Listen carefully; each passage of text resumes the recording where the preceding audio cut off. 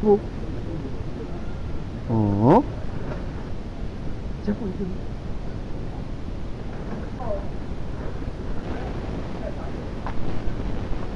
Ya. Ini je. Mere pe ma se ko. Et puis, mi comprend. Mi no tiens vraiment mon idée. Voilà. Et il y a une roue. Encore, il y a une roue. Oh,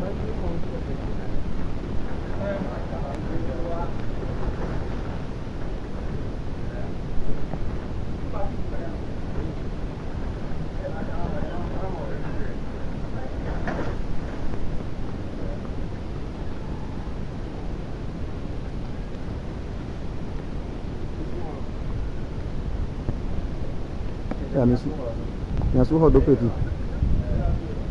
Misu hodo petit. Ya, kai milo misu le donga. Misu bo. Oh.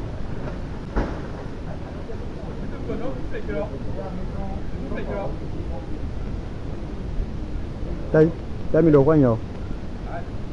Milo kwa você fini wo ni mo fara wude. Wo zu ni kamo mo fara wude.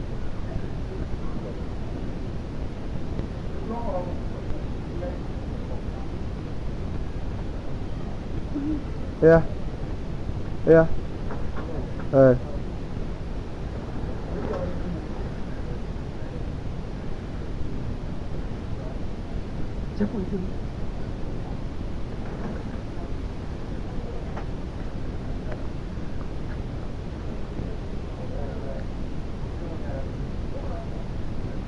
Mi tiens hors là.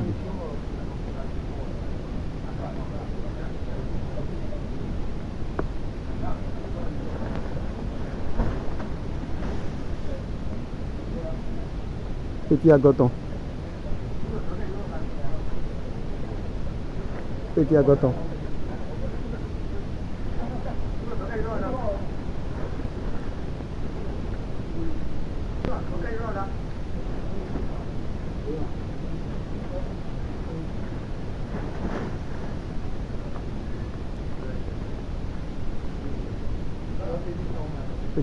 ils font.